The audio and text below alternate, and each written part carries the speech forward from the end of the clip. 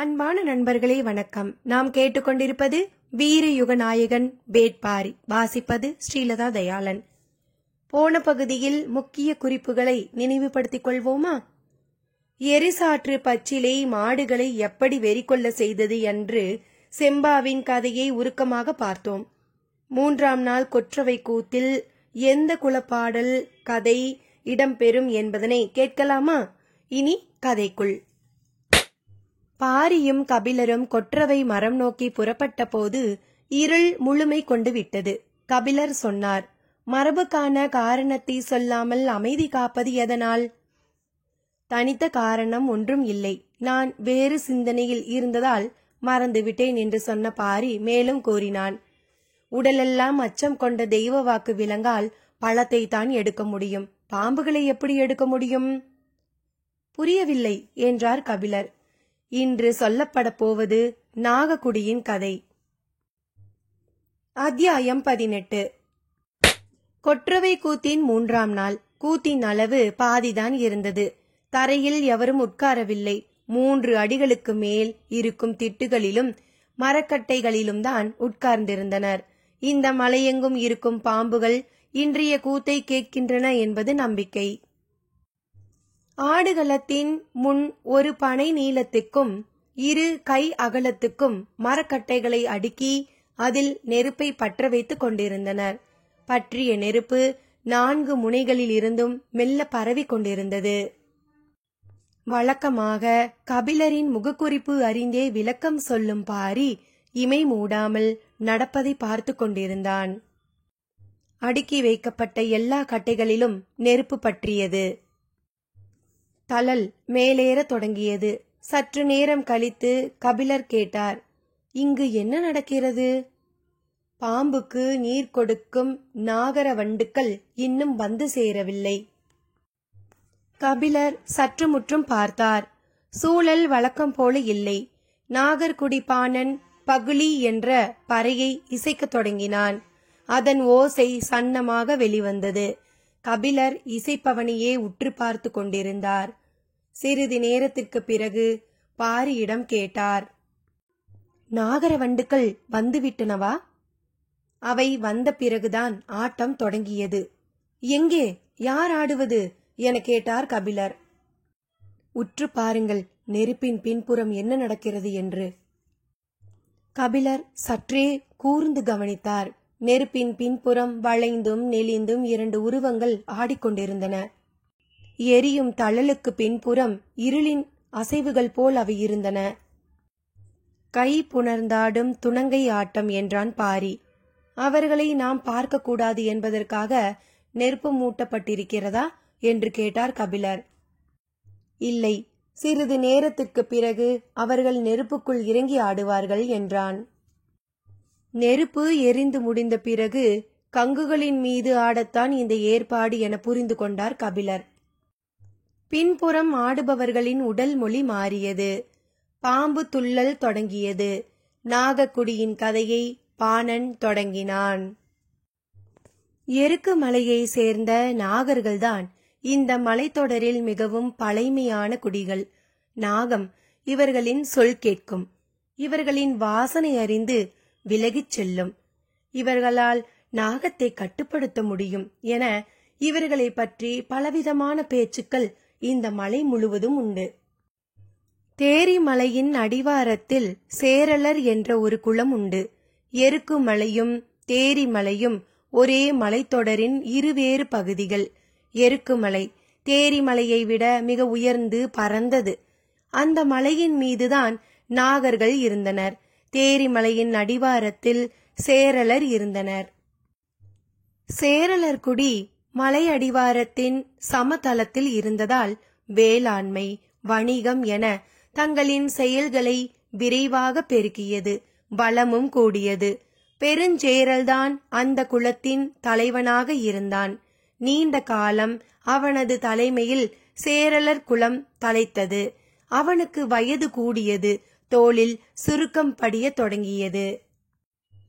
ஒரு நாள் அவனது ஊர் மன்றலில் குடிக்கூத்து நடந்து கொண்டிருந்தது.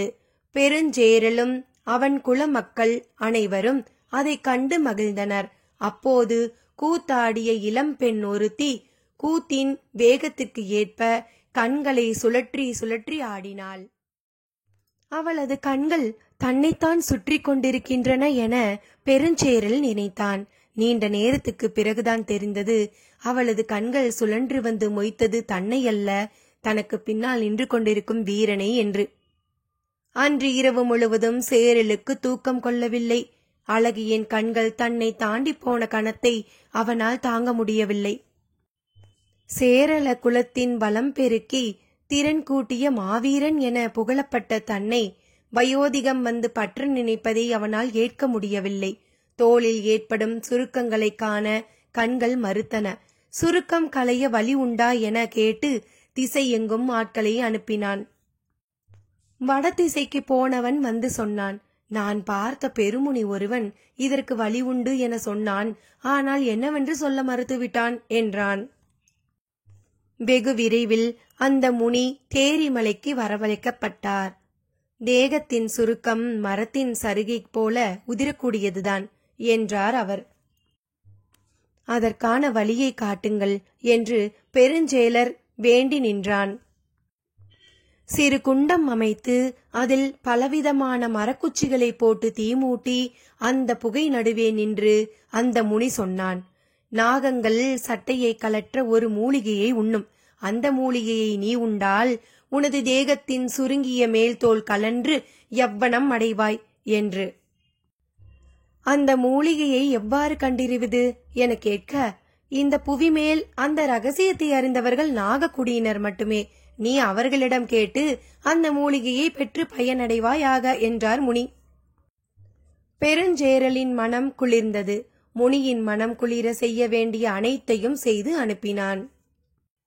எருக்கு மலைக்கு சென்று நாகர்குடியின் தலைவனை காணுமாறு தனது அவையினருக்கு பெருஞ்சேரல் உத்தரவிட்டான். அந்த உத்தரவை ஏற்று மலை ஏற யாரும் முன்வரவில்லை. காரணம், நாகர்கள் பற்றிய கதைகள் அப்படி. நாகர்குடியின் வயதான முதுமகள் உடுத்தியிருக்கும் ஆடையிலிருந்துதான் விரியன் பாம்பு குட்டிகள் உதிர்ந்து வெளியேறுகின்றன என அவர்கள் நம்பினர். நாகத்தை பற்றி எப்போது பேசினாலும் அதை கேட்கும் சக்தி அதற்கு உண்டு என நம்பினர். நாகத்தை பற்றிய எந்த ஒரு சொல்லும் நாகத்தின் செவியில்தான் போய் தங்கும் என்பது எல்லோரும் அறிந்ததே. தங்களின் குலத்தலைவனுக்காக போக எவருக்கும் துணிவில்லையா என கேட்டபோது பெரியவர் பொறையன் முன்வந்தார். திறன் கொண்ட 12 வீரர்களின் துணையோடு தான் போய் வருவதாய் கூறினார். பெருஞ்சேரல் மகிழ்வுற்றான். சற்றே தயக்கத்துடன் பொறையன் கேட்டார், ஒருவேளை அந்த மூலிகையை அவர்கள் தெரிவிக்க மறுத்துவிட்டால் என்ன செய்வது? வடதிசை முனி சொன்ன 2வது வழியில் வேண்டிப் பெறுங்கள் என்றான் பெருஞ்சேரல். சரி என பொறையன் சம்மதித்தார். 12 வீரர்களுடன் பாம்பு கடிக்கு வைத்தியம் பார்க்கும் பிடார வைத்தியன் இருவருமாக 14 பேரை உடன் அனுப்ப முடிவானது. வயதில் மூத்த பிடார வைத்தியனுக்கு 2 காதுகளும் அறுபட்டிருந்தன. இன்னொருவன் வயதில் இளையவனாக இருந்தான். இருவரும் இருவேறு திசைகளிலிருந்து வரவழைக்கப்பட்டிருந்தனர். பொறையனோடு சேர்த்து 15 பேரிடமும் குடிமுனை வாக்கு பெற்றான் பெருஞ்சேரல். எந்த சூழலிலும் அவர்கள் இந்த கட்டளையை நிறைவேற்றாமல் இனி நாடு திரும்ப முடியாது. 15 பேரும் எருக்கு மலையில் ஏறத் தொடங்கினர். நாகர்குடி அல்லாத வேற்று குடியினரின் காலடி எருக்கு மலையில் இதுவரை பட்டதில்லை. முதலாக அது நிகழ்ந்தது. எருக்கு மலையின் அடிவாரம் காட்டு புற்களாலும் குறு மரங்களாலும் நிரம்பியதாக இருக்கும். புற்களை விலக்கி அவர்கள் மலையேறத் தொடங்கினர். புது மனிதர்களின் வாடையை நாகங்கள் நன்கு அறியும். அவர்கள் முன்னால் இருக்கும் புற்களை விலக்கி கால்களை மிக கவனமாக முன்னகர்த்தி சென்று கொண்டிருந்தனர். மலையின் முதல் குன்றை கடந்தபோது நிழல் விரியன் ஒன்று நடந்து கொண்டிருந்த ஒருவரின் நிழலுக்குள் நுழைந்தது. எந்த மனிதனின் நிழலுக்குள் அது நுழைகிறதோ அவன் நிழலிலேயே அது ஊர்ந்து வந்து கொண்டிருக்கும். நடந்து செல்பவன் எவ்வளவு வேகமாக நடந்தாலும் மெதுவாக நடந்தாலும் அதுவும் அதே வேகத்தில் நிழலுக்குள் நெளிந்தபடியே வரும். அதன் உடலில் படிந்த நிழலை விட்டு அது பிரியாது. இளைய பிடாரனின் நாசி பாம்பின் வாசனையை நுகர்ந்தது. யாரும் நின்று விடாதீர்கள், ஏதோ ஒரு பாம்பு நம் அருகில் வந்து கொண்டிருக்கிறது என்றான். எல்லோருக்குள்ளும் அதிர்ச்சி பரவியது. வியர்க்கத் தொடங்கியது. என்ன வாசனை என்பது அவனுக்கு பிடிபடவில்லை. மூத்த பிடாரனை பார்த்து கேட்டான், உங்களின் மூக்கை வாசனை எட்டவில்லையா? மூத்த பிடாரன் இவனது செயல் சிறு பிள்ளைத்தனமாக இருக்கிறதே என்று நினைத்தபடியே பதிலேதும் சொல்லாமல் நடந்து கொண்டிருந்தான். நடந்து செல்லும் வீரர்கள் அனைவரும் கையில் ஆயுதங்களுடன் இருந்தனர். மனிதன் பாம்பை பற்றி பேசும் கணத்திலேயே அது அவனுக்குள்ளே வந்துவிடுகிறது. வெளியில் அவன் எந்த வகை ஆயுதங்களை வைத்திருந்தும் என்னவாக போகிறது? உள்ளுக்குள் ஏற்படும் நடுக்கத்தை எவரால் நிறுத்த முடியும்? நடுக்கமின்றி நடந்து கொண்டிருந்தவன் மூத்த பிடாரன் மட்டும்தான். அவனது நாசி நீண்ட நேரத்திற்கு முன்பே நாவிப்பூ மணத்தை கண்டறிந்து விட்டது. கருவிரியனுக்கும் நிழல் விரியனுக்கும் தான் இந்த வாடை வரும். கருவிரியனாக இருந்தால் வாடை நுகர்வதற்குள் கடி விழுந்திருக்கும். இது நிழல் விரியன்தான். அதனால்தான் நடக்க விட்டு வந்து கொண்டே இருக்கிறது. யாருடைய நிழலில் வருகிறது என்பதுதான் அவனுக்கு தெரியவில்லை. மனிதரின் நிழலுக்குள் அது நுழைந்துவிட்டால் அந்த நிழலை விட்டு விலகாமல் வந்து கொண்டே இருக்கும். நிழலுக்கு உரியவன் அதனிடமிருந்து தப்பிக்க ஒரே வழி நிற்காமல் நடந்து கொண்டே இருப்பதுதான். மாலையில் கதிரவனின் ஒளி மறைந்து மனித நிழல் அதுவாக சிதைந்தால் மட்டுமே அது திக்கு தெரியாமல் திசை மாறும். இல்லை என்றால் அது வந்து கொண்டேதான் இருக்கும். நடப்பவன் எந்த இடத்தில் நின்று இளைப்பாறுகிறானோ அந்த இடத்தில் அவனது குதிக்காலை கடித்து சுற்றும். இதை நாம் சொன்னால் மொத்த கூட்டமும் பயந்து சிதறிவிடும். என்ன செய்வது என மூத்த பிடாரன் சிந்தித்தபடியே நடந்து கொண்டிருந்தான். இளைய பிடாரனோ பொறையனிடம் போய் சொன்னான், பாம்பின் வாடை வருகிறது. இந்த வாடையை கூட இந்த காது அருந்தவனால் உணர முடியவில்லை. இவன் பாம்பு பிடாரன் தானா என்பதே சந்தேகமாக இருக்கிறது. அவனது சொல்லை கேட்டு அதிர்ச்சி அடைந்தார் பொறையன். மூத்த பிடாரனை திரும்பி பார்த்தார். பொறையன் நடையை நிறுத்தியதும் எல்லோரும் நின்றனர். மூத்த பிடாரன் மட்டும் நிற்காமல் நடந்தான். தன்னை இவன் அவமதிக்கிறான் என பொறையன் நினைத்த கணத்தில் இடது பக்கம் வந்து கொண்டிருந்த வீரன் ஒருவன் கத்திக்கொண்டு கீழே விழுந்தான். அன்று இரவு தனித்த மரம் ஒன்றில் பரணமைத்து தங்கினர். வீரர்கள் சுழற்சி முறையில் காவல் காத்தனர். உணவு மூட்டைகளை கூட கீழே வைக்காமல் மரத்திலேயே கட்டி தொங்கவிட்டனர். நடந்ததை மூத்த பிடாரன் விளக்கிய போது இளைய பிடாரன் வணங்கி மன்னிப்பு கோரினான். மறுநாள் விடிந்தது. பாம்பு பெரும்பாலும் காலையிலும் மாலையிலும் தான் இறைமேயும். எனவே வெயில் நன்கு மேலேறிய பிறகு நடக்கலாம் என்றான் மூத்த பிடாரன். அதன்படியே அவர்கள் பொறுத்திருந்து நடந்தனர். வீரர்கள் எல்லோருக்குள்ளும் அச்சம் அப்பி கிடந்தது. மூத்த பிடாரன் முன் சென்று கொண்டிருந்தான். வீரர்களுக்கு நடுவில் பொறையனும் இறுதியில் இளைய பிடாரனும் நடந்தனர். பாம்புகளின் விதவிதமான தடங்கள் நெடுக்க கிடந்தன. தொலைவில் இருந்த புதரின் மேல் பெரும் கிளையைப் போல கழுத்தை நீட்டி பரப்பவற்றை மேய்ந்து கொண்டிருந்தது ஏதோ ஒன்று. பின்னால் நடந்து கொண்டிருந்த வீரன் ஒருவன் அதை பார்த்து கை காட்டினான். இளைய பிடாரன் அதை உற்று பார்த்தான். அது கட்டையா அல்லது பாம்பா என்பதனை அவனால் உணர முடியவில்லை. ஒரு கல் எடுத்து அதை நோக்கி வீசினான். அது மெல்ல திரும்பியது. முன்னால் போய்க் கொண்டிருந்த மூத்த பிடாரனிடம் சத்தம் போட்டு சொன்னான், உனது காதுகளை அறுத்தால் ஒழிய உனக்கு புத்தி வராது. அப்போதுதான் புரிந்தது அவன் ஏற்கனவே அதை பார்த்து விட்டான் என்று. பதில் சொல்லியபடியே நடக்கும் வேகத்தை 2 மடங்கு கூட்டினான் மூத்த பிடாரன். ஏதோ ஒரு ஆபத்து வரப்போகிறது என்பதனை எல்லோரும் புரிந்து வேகம் கொண்டனர். இளைய பிடாரன் வீரர்களை கடந்து சற்று உள்ளே போய்விட முயன்றபோது அவனுக்கு முன்னால் சென்று கொண்டிருந்த வீரர்கள் காலிலே குச்சியாலேயே குத்திவிட்டது என்று சொல்லி கீழே உட்கார்ந்தனர். அவ்வாறு உட்கார்ந்த 4 பேரும் அதன் பிறகு எழுந்திருக்கவே இல்லை. ஒரு கட்டை விரியன் இருந்தால் அதை சுற்றி எண்ணற்ற குறு விரியன்கள் இருக்கும் என்பது கூடவா உனக்கு தெரியாது? தேன் கூட்டை களைப்பது போல புதரில் கிடந்தவற்றை கல்வீசி களைத்து விட்டாயே என்று சொல்லிக்கொண்டே இளைய பிடாரனது காதோரத்தின் சிறு பகுதியை அறுத்தான் மூத்த பிடாரன். இளைய பிடாரன் வலியால் கத்தினான். ஆனால் 4 வீரர்களின் மரணத்துக்கு தான் காரணமாகிவிட்டதால் தண்டனையை ஏற்றான். இது போன்ற காரணங்களுக்காக சிறுக சிறுக அறுத்து 2 காதுகளையும் முழுமையாக இழந்து நிற்பவன்தான் மூத்த பிடாரன். காதுகள் அற்ற அவனது தோற்றத்திற்கு பின்னால் எத்தனை வகையான பாம்புகளை பற்றி அறிவு இருக்கும் என்பதனை இளைய பிடாரன் அப்போதுதான் உணர்ந்தான். 1/3 பங்கு வீரர்களை 2ஆம் நாளிலேயே இழந்தனர். நாகக்குடியினரின் வாழ்விடத்திற்கு என 6 நாட்கள் ஆகும் என்று முன்னோர் சொல்ல கேட்டுள்ளனர்.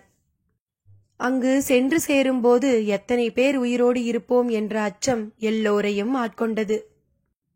3ஆம் நாள் காலை பொழுது கழிந்த பிறகு நடக்க ஆரம்பித்தனர். ஒருவருக்கொருவர் எந்தவித பேச்சும் பேசவில்லை. சற்றே பெரும் மரங்கள் இங்கொன்றும் அங்கொன்றுமாக இருக்கும் காடு அது. வழக்கத்தை விட கூடுதல் அச்சம் உள்ளுக்குள் ஆட்டிக்கொண்டிருந்தது. 5 பேர் மரணித்துள்ளனர். வாயில் நுரை தள்ளி, உடல் நீளம் பூத்து, கால் விரல் சுருண்டி இழுத்து என மரணத்தின் இறுதி வடிவங்கள் நினைவிலிருந்து அகல மறுத்தன. முன்னால் நடந்து கொண்டிருந்த மூத்த பிடாரன் கீழே பதிந்து கிடக்கும் தடத்தை பார்த்ததும் நடையை நிறுத்தினார். எல்லோரும் இடம் விட்டு அசையாமல் அப்படியே நின்றனர். அவன் குனிந்து மண்ணில் இருக்கும் நெளிவுகளை உற்று பார்த்தான். பின்னால் இருப்பவர்களுக்கு என்ன செய்வது என புரியவில்லை. நின்றால் நிழல் விரியன் குதிகாலை கவ்வும், பேசினால் குருவிரியன் செவிக்கு எட்டும். என்ன செய்வது என புரியவில்லை. ஆயுதங்களின் பிடி வலிக்கும் அளவுக்கு வீரர்களின் உள்ளங்கை வியர்த்தது. மூத்த பிடாரன் அந்த தடத்தை பார்த்தபடி அது போன திசையில் இன்னும் சிறிது தொலைவு புற்களை விலக்கி உள்ளே போனான். அவன் எதுவும் சொல்லாததால் பதற்றத்தின் வேகம் கூடிக்கொண்டே இருந்தது. பின்னால் நின்று இருந்த இளைய பிடாரன் நான் அங்கு வரவா என்று கேட்க வாயெடுத்த போது கைமீறி காதை தடவி பார்த்து கொண்டான். மூத்த பிடாரனின் முகம் இன்னும் தெளிவடையாமல் இருப்பதை பொறையன் கவனித்தார். சின்னதாக அச்சம் அவருக்குள் ஏற ஆரம்பித்தது. மூத்த பிடாரன் நடந்ததை பார்த்தபடியே அங்கு இருந்த பாறை விரிசலை நோக்கி நடந்து போனார். எந்த பாம்பின் தடத்தையும் தொலைவில் இருந்தே சொல்லக்கூடியவன் மூத்த பிடாரன். இந்த தடம் பற்றி மட்டும் ஏன் இன்னும் முடிவுக்கு வராமல் இருக்கிறான் என்று பொறையன் குழம்பிக் கொண்டிருக்கையில் மூத்த பிடாரன் சொன்னான், மலஞ்சாறை புரண்டிருக்கிறது. அவன் சொல்வது மற்றவர்களுக்கு புரியவில்லை. பாம்புகள் வளைந்து வளைந்து போகக்கூடியவை. பாம்புகளின் இனத்திற்கும் தன்மைக்கும் ஏற்ப வளைவுகளின் அகலம் மாறுபடும். பாம்புகளுக்கு வயது ஆக ஆக வளையும் ஆற்றல் குறையும்.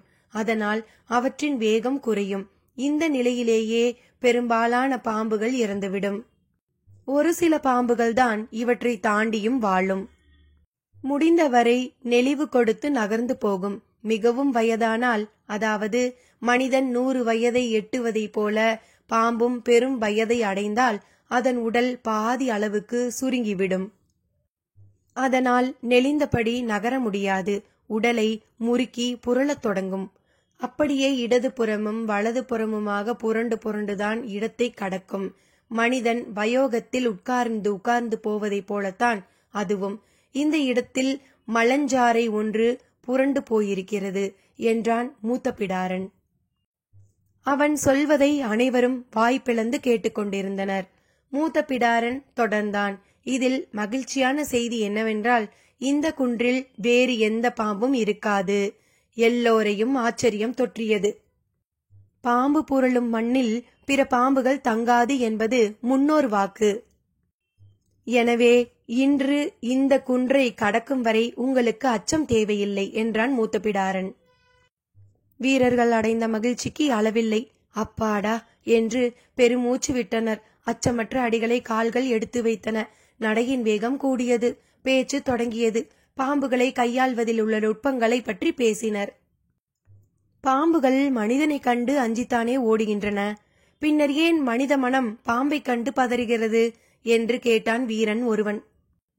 அசட்டு சிரிப்புடன் மூத்த பிடாரன் சொன்னான், மனிதன் பாம்பின் ஓட்டத்தை பொய்யாக புரிந்து கொண்டான் என்று பொருள். அது அஞ்சி ஓடவில்லை என்கிறீர்களா? அதை கண்டு நாம் அஞ்ச அதனிடம் நஞ்சு இருக்கிறது. நம்மை கண்டு அது அஞ்சி ஓட என்ன இருக்கிறது நம்மிடம்? வீரனிடம் பதில் இல்லை. ஒவ்வொரு பாம்பும் தனது இனத்தின் எண்ணற்ற பாம்புகளை தின்றுவிட்டுதான் உயிர் வாழ்கிறது. மனிதனைப் போல் ஓர் உடம்புக்குள் வாழும் ஓர் உயிர் அல்ல, எண்ணில் அடங்காத உயிர்கள் வாழும் ஓர் உடல். அது தின்ற உயிருக்கு ஏற்ப அதன் கால்கள் அமைகின்றன. மூத்த பிடாரனின் பேச்சு அச்சமூட்டுவதாக இருந்தது. பாம்பை விடுத்து வேறு எதையும் பேசும் சூழல் இல்லை. இன்னொரு வீரன் நாகர்களை பற்றி கேட்டான். நாகர்களும் நம்மை போன்ற மனிதர்கள்தானா, அல்லது அவர்களுக்கு தனித்த அடையாளம் ஏதும் உண்டா? நம்மை போன்ற மனிதர்கள்தான், ஆனால் தனித்த அடையாளங்களும் உண்டு. என்னென்ன?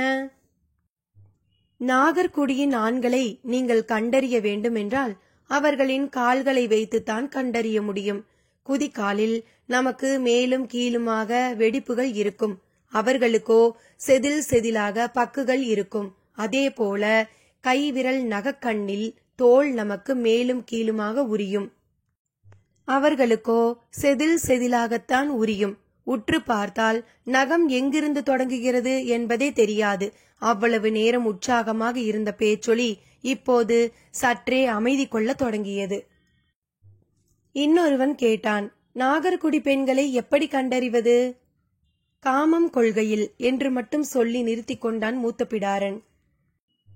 எப்படி என்று மீண்டும் அழுத்தி கேட்டான் அவன். இந்த பதிலை அறிய எல்லோரும் மிக ஆவலுடன் இருந்தனர். சிறு சத்தம் கூட எழுப்பாமல் கால்கள் நடந்து கொண்டிருந்தன. மூத்த பிடாரன் சொன்னான், காமம் கொள்கையில் விம்மும் கொங்கையின் நாவு படம் போல் விரிந்து அடங்கும். அதை உணரும்போது நாம் மரணித்துக் கொண்டிருப்போம். அந்த இடம் அமைதியாக இருந்தது. சிறிது நேரம் கழித்து ஒருவன் கேட்டான், காமத்தின் போது அவர்கள் இமை மூட மாட்டார்கள் என்றுதானே சொல்வார்கள், நீங்கள் வேறொன்றே சொல்கிறீர்களே? எல்லாம் கண்டறியாதவர்கள் சொல்லும் கதைகள்தானே, ஆளுக்கு ஒன்றாகத்தான் இருக்கும் என்றான் மூத்த பிடாரன். 3ஆம் குன்றை விட்டு கீழ் இறங்கினர். இந்த இடத்தில் இன்று தங்கிவிட்டு நாளை மீண்டும் பயணத்தை தொடங்கலாம் என்றார் பொறையன். வீரர்கள் தங்குவதற்கான ஏற்பாடுகளை தொடங்கினர். உணவு மூடைகளை தூக்கி வந்த ஒருவன் ஆளுக்கு ஒரு கனியை உண்ண கொடுத்தான். மூத்த பிடாரனும் பொறையனும் கனியை பெற்றுக்கொண்டு சற்று தள்ளியிருக்கும் சிறு பாறையை நோக்கி நடந்தனர். பொறையன் பாறையின் மீது ஏறி உட்கார்ந்து கனியை கடித்தார். அவருக்கு எதிரில் நின்றபடி மூத்த பிடாரன் கனியை கடிக்கும்போதுதான் கவனித்தான், பொறையன் கனியை கடிக்கும்போது பற்களுக்கு இடையில் இருக்கும் செதில்களிலிருந்து குருதி வந்து கொண்டிருந்தது. பொறையன் கனியை கடித்து தின்றபடியே சொன்னார், மரணம் ஏதும் இன்றி இன்றைய பொழுது முடிந்தது. அவரது சொல்லை அவரே இன்னும் சிறிது நேரத்தில் பொய்யாக்கப் போகிறார் என்பது மூத்த பிடாரனுக்கு புரிந்துவிட்டது. நேற்று இரவு மூடைகளை கட்டி தொங்கவிட்ட மரத்திலிருந்து அது கனிக்குள் இறங்கியிருக்க வேண்டும் என யூகித்தபடியே பதிலேதும் சொல்லாமல் பொறையனையே பார்த்து கொண்டிருந்தான் மூத்த பிடாரன். அத்தியாயம் 19. கடிக்கணக்கும் நஞ்சு கணக்கும் அறிந்த மூத்த பிடாரனின் கணக்குகளை தவறாக்கின செத்து விழுந்த வீரர்களின் உடல்கள். பாம்புகள் முன்னகரும் என்று மட்டுமே அறிந்த பிடாரனின் அறிவை பொய்ப்பித்தது செம்மண் நூலி. அது கோடை காலத்தில் முன்னகரும், மழைக்காலத்தில் பின்னகரும். நிலத்தின் வெப்பத்திற்கு ஏற்ப நகரும் இருவகை செதில்களை கொண்டது அது. எரிவிரியனையும் ஊது சுருட்டையையும் நண்டு தின்னி நாகத்தையும் கண் கொண்டு பார்த்தறிந்தான் இளம் பிடாரன். இவற்றை பற்றியெல்லாம் அறிந்தபடி 6ஆம் மலையடிவாரத்திற்கு அவர்கள் வந்தபோது உயிரோடு இருந்தவர்கள் 2 பிடாரன்களோடு ஒரு வீரன் மட்டுமே. இவர்கள் வந்த செய்தி நாகர்குல தலைவனுக்கு எட்டியது. அழைத்து வந்து விசாரித்தான். தலைவனை கண்டதும் நெடுசான் கிடையாக விழுந்து வணங்கினர் மூவரும். பெருஞ்சேரலின் வேண்டுதலை சொன்னார் மூத்த பிடாரன். தோலை உரிப்பதற்காக பாம்பு தின்னும் மூலிகையை சேரல் குல தலைவனுக்கு நீங்கள் தந்துதவ வேண்டும். நாகர்குல தலைவன் மிக இளவயதுக்காரன் போல் தெரிந்தான். அசட்டையான பார்வையோடு கேட்டான், ஒவ்வொரு பாம்பும் ஒவ்வொரு விதமான மூலிகையை தின்னும். நீ எந்த மூலிகையை கேட்டு வந்துள்ளாய்? பாம்பு பிடாரனுக்கு இந்த கேள்வி பெரும் வியர்ப்பை தந்தது. பாம்பு தின்னும் ஏதாவது ஒரு மூலிகையை அறிந்து வைத்திருப்பதே அரிதானது. இவர்கள் ஒவ்வொரு பாம்புக்குமான மூலிகையை அறிந்து வைத்திருக்கின்றனர். எந்த மூலிகையை தின்றால் மனிதனின் மேல் தோல் உரியும் என கேட்டான் மூத்த பிடாரன். நாங்கள் அதை தின்றதில்லை என்றான் நாகர்குல தலைவன். மூத்த பிடாரனுக்கு அடுத்து என்ன சொல்வதென்றே தெரியவில்லை. பெருஞ்சேரல் சொல்லி அனுப்பிய இரண்டாவது வேண்டுகோளை முன்வைக்க முடிவு செய்தான். கொண்டு வந்த கோணிப்பையில் இருந்து வெண்ணிற துணி ஒன்றை எடுத்து நாகர்குல தலைவனை நோக்கி நீட்டியபடி, இந்த துகிலை புணரும் நாகங்களின் மீது போத்தி எடுத்து தர வேண்டும் என்றான்.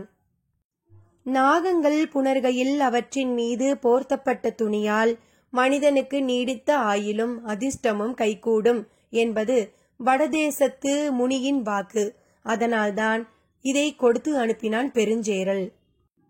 நாகங்கள் புணர்வதை கண்டவர்கள் யாருமில்லை என்றான் நாகர்குல தலைவன். நாகங்கள் பின்னி கிடப்பதை ஊரெங்கும் உள்ள மக்கள் பார்த்திருக்கின்றனர். நீங்கள் பார்த்ததில்லை என்பது நம்பும்படியாக இல்லையே என்றான் மூத்த பிடாரன். நாகங்கள் பின்னிக் கொள்வது அவற்றின் காதல் விளையாட்டு. அதை எல்லோரும் பார்க்கலாம். ஆனால் நாகங்கள் புணர்வதைத்தான் யாரும் பார்க்க முடியாது. இவை இரண்டும் வெவ்வேறு வகையான செயல்கள் என்பதனை இப்போதுதான் மூத்த பிடாரன் கேள்விப்படுகிறான். நாகர்குல தலைவன் சொன்னான். நாகத்துக்கு காமம் பெருகும் காலங்களில் மெல்லிய நீரொன்று உடலெங்கும் ஊறி அதன் கண்களை மறைக்கத் தொடங்கும். மனிதனைப் போலத்தான் அதற்கும் காமம் கண்களை கட்டும். அதற்குரிய மூலிகையை தின்ற பிறகு நாகம் தனது மூக்கு நுனியின் வழியே அந்த நீர்த்தோலை கலற்றத் தொடங்கும். கண்களின் மேல் படர்ந்த காமத்திரையை அகற்றும். முழு உடலையும் உருவி புத்துடல் கொள்ளும். அதன் பிறகு அது 8 நாள்களுக்கு வெளியே வராது. எங்கு எப்படி இருக்கும் என்பதனை இதுவரை யாரும் அறிந்ததில்லை. தன் இணையோடின்றி தனித்து நாகம் தோல் உரிப்பதில்லை. புத்துடல் கொண்ட கணத்திலிருந்து அது இணை சேரத் தொடங்கும். ஒவ்வொரு செதிலாலும் தன் இணையின் ஒவ்வொரு செதிலுடன் கலந்து மீளும். திருகி புரண்டு இறுகி மேல் தோல் கனிந்து முதிர்ந்த பிறகுதான் இணையை பிரிந்து வெளியேறும். தன் பழைய உடலின் வழியே இணை கூடாத ஒரே உயிரினம் அது மட்டும்தான் என்று சொல்லிக் கொண்டிருக்கும் போதே நாகனின் கருவிழிகளில் நீல நிற வளையம் ஒன்று பூத்து அடங்கியது. நாகன் மேலும் சொன்னான். புதிய மேனி கொண்டு மட்டுமே தழுவி வாழும் காதல் வாழ்க்கை நாகத்தினுடையது. இந்த புவியில் எந்த உயிரும் இன்புற்றிராத அபூர்வ காதல் அது. மூத்த பிடாரன் வாய்ப்பிழந்து கேட்டுக்கொண்டிருந்தான். காமம் கொள்கையில் மனிதன் நாகங்களைப் போல பின்ன ஆசைப்படுவது அதனால்தானா என்ற எண்ணம் ஓடியது. சற்றே நிதானித்தான். தனது 2 வேண்டுதல்களும் அர்த்தமற்றதாகி விட்டன என்பதனை உணர்ந்தான். அடுத்து என்ன செய்வது என தெரியாமல் நின்று கொண்டிருந்தான். வேறு என்ன வேண்டும் உங்களுக்கு? நீங்கள் வணங்கும் நாகதேவதையை நாங்கள் வணங்கி விடைபெற எண்ணுகிறோம். பொழுது சரிந்துவிட்டது. நாளை உங்களை அழைத்துச் செல்ல ஏற்பாடு செய்கிறேன். இன்றிரவு குடிலில் தங்குங்கள்.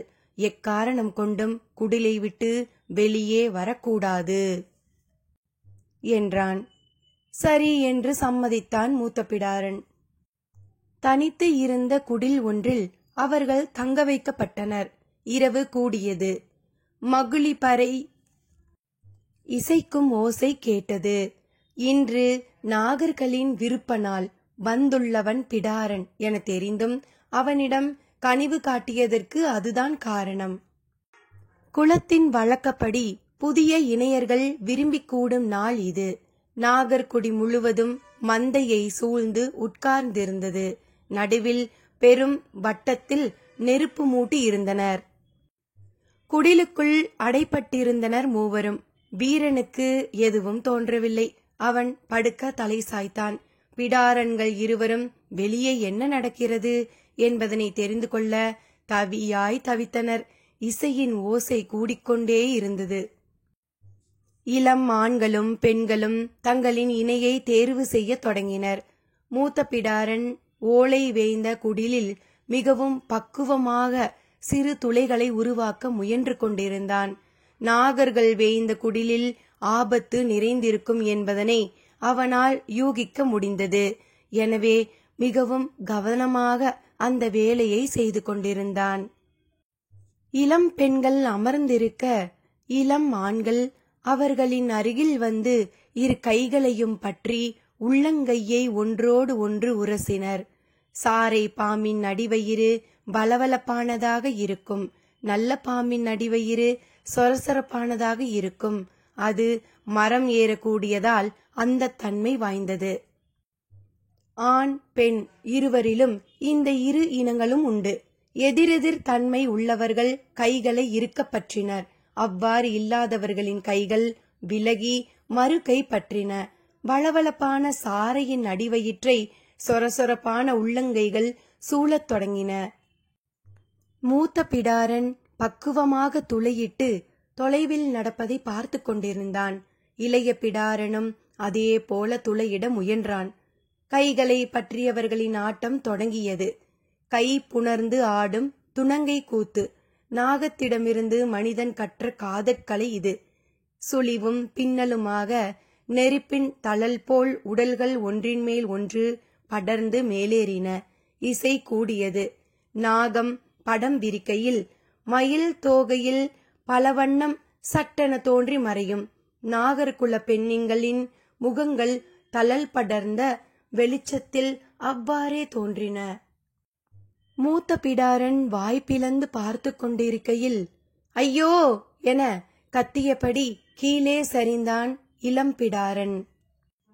அப்படி இளைய பிடாரனுக்கு வந்த ஆபத்து என்ன, மேலும் என்ன நடந்தது என்று சிறிது இடைவெளியில் அடுத்த பகுதியில் தொடருவோமா? நன்றி நண்பர்களே.